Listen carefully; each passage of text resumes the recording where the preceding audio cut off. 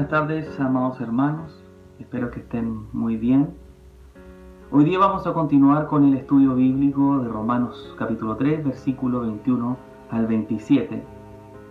Y es importante que nosotros podamos entender estos capítulos o estos versículos, ya que en estos nos presentan conceptos tan importantes para el cristiano como la justificación, la redención o la propiciación. Pero antes de adentrarnos a estudiar a profundidad cada uno de estos términos, primero es importante que nosotros podamos entender y comprender la profundidad del pecado, así como se revela en la Biblia. Es por eso que las primeras reuniones de este tema las dediqué específicamente para que nosotros podamos entender nuestro pecado. Entender que nuestro pecado en verdad no es algo accidental, no es un accidente, no es una casualidad que nosotros hayamos cometido algún pecado, sino que el pecado es un acto intencional, es una rebeldía que va contra Dios. El siervo de Dios, David, lo entendió perfectamente. Cuando él pecó contra Urías y contra Betsabé, en el Salmo 51 dice y concluye: contra ti solo he pecado. Si nosotros somos honestos con nosotros mismos, nos vamos a dar cuenta que en verdad todas nuestras acciones, todos nuestros pecados, todas nuestras faltas son en rebeldía a Dios, porque no queremos respetar o cumplir el primer mandamiento. No tendrás dioses ajenos delante de mí, dice el Señor. Y nosotros muchas veces tenemos dioses que somos nosotros mismos, o nuestros propios deseos, o nuestras propias pasiones, que van delante del Señor. Y ahí pecamos, sabiendo que tenemos que respetar a Dios. Y la segunda cosa importante que nosotros tenemos que entender es la realidad de Dios. Es la realidad contra quien pecamos. No es un ser inferior, no es un ángel, no es un ser grande, no es un señor o un viejito sentado en un trono. Dios es el Señor que está sobre todo y sobre todos. La vez anterior estudiamos sobre la santidad de Dios. Estuvimos revisando rápidamente sobre esta palabra, qué significa que Dios sea santo. Hablamos sobre la trascendencia. Esta palabra tiene relación con la trascendencia de Dios. La trascendencia de Dios en dos ámbitos. Primero, la trascendencia en relación a su recreación. Él es diferente, Él es distinto, Él está separado de todo lo creado. Hablamos que si comparábamos Dios al lado del ángel más grande, del arcángel más importante del séquito de Dios, del séquito real, ante Dios o en la comparación con Dios no sería distinto a lo que es un gusano. Y también hablamos sobre esta trascendencia moral. La santidad nos habla de esa separación que tiene Dios con la decadencia moral que tiene su creación. Dios está completamente separado del pecado. Y hablábamos de esas consecuencias. El profeta Isaías, en el capítulo 6 de su libro, dice: ¡ay de mí! Después de tener esa visión del trono celestial, donde ve la imagen del Dios Santo, donde están estos seres al lado que dicen: Santo, Santo, Santo. Él dice: ¡ay de mí! La semana pasada, más bien el domingo pasado, les dejé unos videos que tienen relación con los cursos de la santidad de Dios del Dr. Sproul. El Dr. Sproul habla en mayor profundidad, por supuesto, sobre estos temas. Así que espero que los puedan disfrutar y los puedan ver también, porque son de mucho crecimiento para el cristiano. Y lo que vamos a ver hoy día tiene que ver con la justicia de Dios. La justicia de Dios no es que Dios decida ser justo o que Dios simplemente obre de forma justa. La justicia es un atributo de Dios. Dios es justo. Y eso lo encontramos en la palabra de Dios revelada. En el Salmo 7 dice lo siguiente. Salmo 7, versículo 9 dice: fenezca ahora la maldad de los inicuos, mas establece tú al justo, porque el Dios justo aprueba la mente y el corazón. En el Salmo 119, versículo 142, también nos habla de la justicia de Dios, que dice: tu justicia es justicia eterna, y tu ley la verdad. Él es justo eternamente. Además, sabemos que Dios obra en justicia perfecta. Eso lo encontramos en Deuteronomio, capítulo 32, versículo 4, que dice: Él es la roca, cuya obra es perfecta, porque todos sus caminos son rectitud. Dios de verdad y sin ninguna iniquidad en él. Es justo y recto. Dios es justo y recto. Además, como un atributo, como una característica, Él ama todo lo que tenga que ver con la justicia y la rectitud.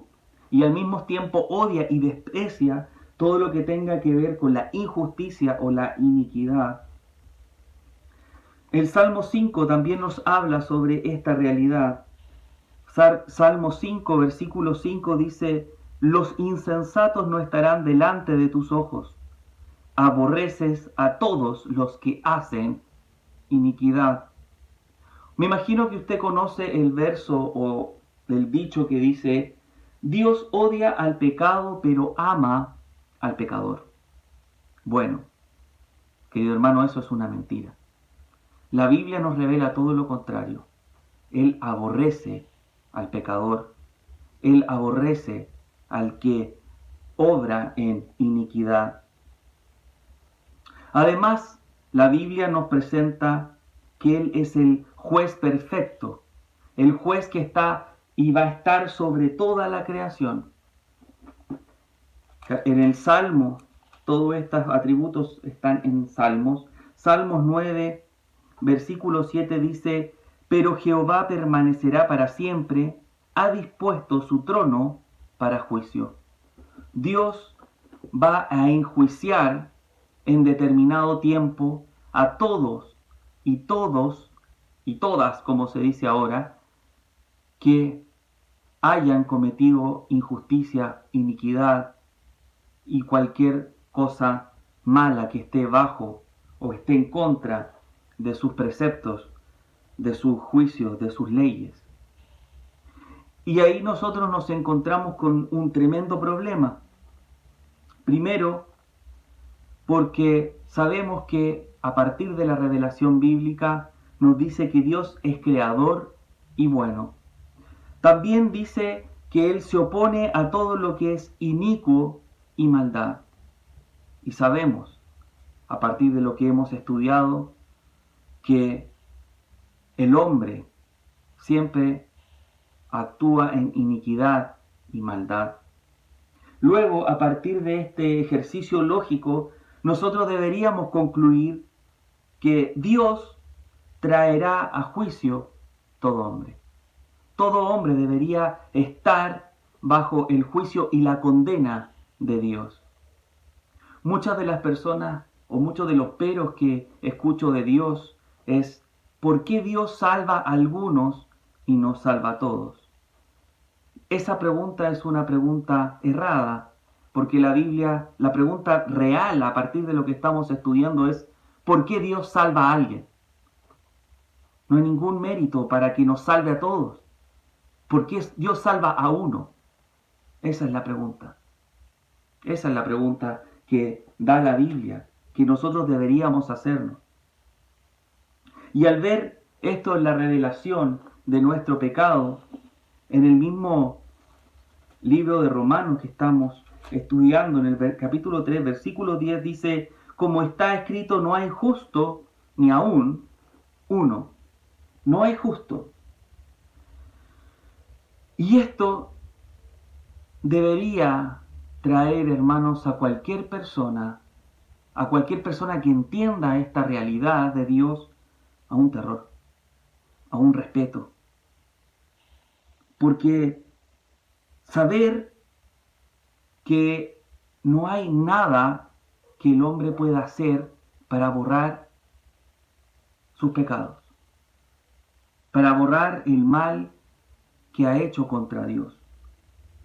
No hay nada que pueda hacer, no hay limosnas, no hay donaciones a la caridad. Incluso si yo diera absolutamente todo lo que yo tengo a una obra o a una iglesia, eso no borraría ningún pecado. Yo puedo gastar toda la plata que tengo en misas y eso no va a borrar ningún pecado. Simplemente porque como hombre, como humano, como ser humano, nosotros infringimos o nos opusimos a la ley de Dios, a los preceptos de Dios. Y luego, en el juicio, todo hombre debería estar en condenación. Pero hay algo hermoso que nos revelan estos versículos, los versículos que estamos estudiando. Versículo 21 parte con esta belleza, que dice así: pero ahora, aparte de la ley, se ha manifestado la justicia de Dios. La justicia de Dios por medio de la fe en Jesucristo. Versículo 22. Hermanos, está la justicia de Dios y está el amor de Dios revelado en la Escritura. Juan 3:16, en los versículos más famosos que todo cristiano conoce, dice: porque de tal manera amó Dios al mundo que ha dado a su Hijo unigénito, para que todo aquel que en Él cree no se pierda, mas tenga vida eterna. Hermanos, en estos versículos hemos visto la justicia de Dios. Y aquí, en estos versículos, en Cristo, en la cruz, Dios nos muestra su amor por ti, su amor por mí, su amor por todo aquel que cree en Jesucristo, aquel que va en arrepentimiento y fe a Jesucristo. Él ha entregado a su propio Hijo. Dios Padre ha entregado a Dios Hijo en esa cruz, hecho hombre, para que tome la penalidad de ese pecado por ti. Ese es el amor de Cristo. Esa es la justicia de Dios. Ese es la salvación que ofrece Dios a través del Evangelio. Vamos a orar. Padre amado, te doy gracias, Señor, a esta hora, porque podemos ir a ti, amado Padre, y orar a ti, amado Señor, en medio de la desesperanza. Señor bendito, danos ahora esta alegría de saber que estamos contigo, todos aquellos que vamos en arrepentimiento y fe ante tu presencia. Gracias, Señor bendito, y permite, Señor, a hermanos que no entendían esto, lo puedan, Señor, entender y también ir profundizando en la Escritura. Gracias, Señor bendito, y dejo esta oración en los méritos de mi amado Señor Jesucristo. Amén. Amados hermanos, cuando nos damos cuenta de esta realidad, hay cosas que pasan a segundo plano. El dolor pasa a segundo plano. Cuando nosotros entendemos que Cristo sufrió y Dios Padre sufrió con Cristo para que nosotros fuéramos a Él, para entregarnos al Espíritu Santo para que morara en nosotros y nosotros estar con Él y vivir con Él. Y es por eso, hermanos, que en este tiempo yo quiero hablar de Cristo, en este tiempo que es de sufrimiento, en este tiempo que es de dolor, en este tiempo que tal vez es de aislamiento social, pero yo quiero hablar de Cristo con ustedes. Porque Cristo, aunque ya sepan muchas de las cosas que estoy hablando, es quien Cristo que nos va a traer el gozo y la paz en medio de la dificultad. Él es que nos va a levantar en las mañanas para poder alabar su nombre y poder seguir adelante día a día. Amados hermanos, yo quiero que mediten en la justicia y en el amor de Dios a través de esa cruz, a través de la realidad de la cruz. Y eso es lo que vamos a seguir haciendo en estos días, meditando en lo que hizo Cristo, en la obra de Cristo. Nosotros meditamos hace unos minutos atrás que no hay nada que yo pueda hacer para ganar la salvación, pero hay una obra que fue hecha ya, que es la obra completa de Cristo en esa cruz, que confiando y entregándome en fe a esa obra completa de la cruz que hizo Cristo ya, yo puedo entrar en comunión con Dios. Y después de eso ya no necesito más nada. ¿Qué más? ¿Qué tesoro podía darme felicidad? ¿Qué salud podría darme contentamiento? Si tengo a Cristo. Hermano, si tú tienes a Cristo, tienes en qué gozarte. Buenas noches, hermano.